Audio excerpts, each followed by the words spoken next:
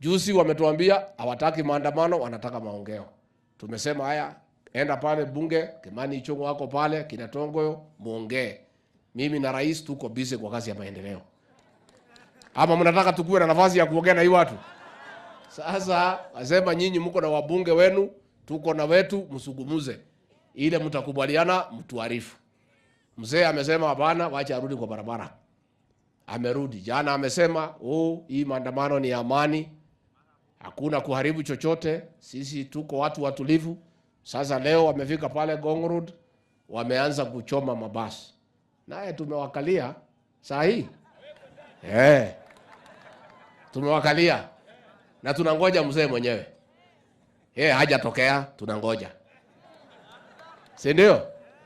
Kwa sababu sasa huyu mtu amezoea kuja kwa serikali kupitia kifua na kulete maafa, umwagikaji wa damu, kuharibu mali ya raia, ati aingizwe kwa serikali kwa nguvu. Hii barabara ya kutoka Olunga mpaka hapa Sogo ambayo ilikuwa 65 kilometers ikatengenezwa 31, contractor akakosa kulipwa akatoroka. Lakini rais ametuweka pamoja, tumeanza kutafuta pesa. Huyo contractor tumemtafutia shilingi milioni 150, tutamlipa wiki hii, arudi hapa aendelee kazi na nitakuja kuangalia vile kazi inaendelea. Wananchi wetu ambaye walikuwa wanafanya ukulima pale katika Mau ambaye walitolewa, na ni makosa kwa sababu pia walitolewa na njia ya kinyama, lakini hayo ilipita na serikali iliamua basi wacha ikae namna hiyo, wacha msitu ikae ndio ichunge chemchemi ya maji. Niko na habari njema, tumeongea na rais leo asubuhi na amemwambia nimwambie mtulie kidogo. Katika budget hii inakuja ambaye tumepeleka bunge juzi, tumeweka pesa ya kuangalia vile mtapata makao. Na kwa hivyo tukiendelea kupanga, tukingojea Julai ndio hii pesa ive, ningetaka tutengeneze kamati ya wazee 10 wale wanaaminika, ambaye ni wazee ya hekima.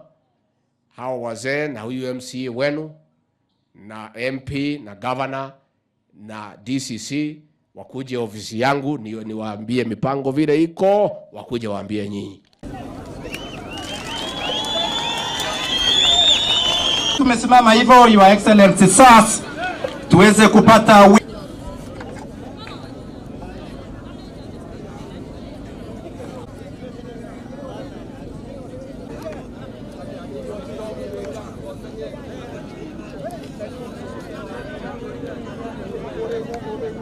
alafu vile maji imeishanyesha bara na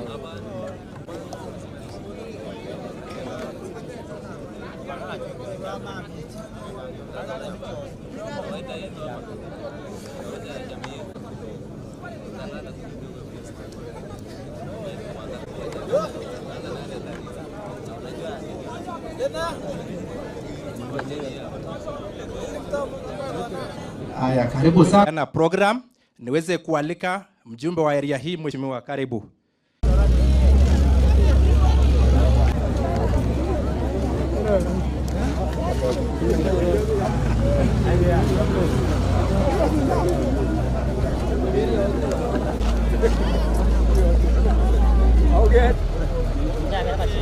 Kwa ruhusa yako mheshimiwa naibu wa rais, basi makofi kwake mheshimiwa naibu wa rais baada ya kuidhinisha barabara hii iweze kujengwa rasmi.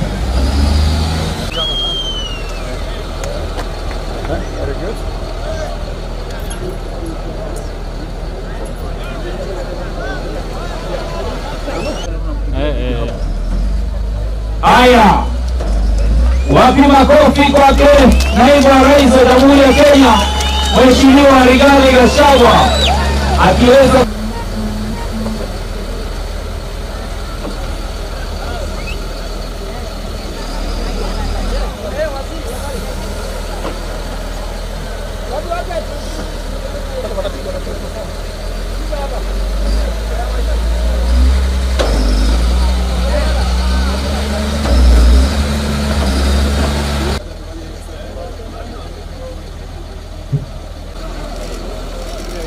Ni rasmi sasa, barabara hii itaenda kutengenezwa naye wananchi wa hapa kwetu waweze kutumia barabara hii kwa urahisi.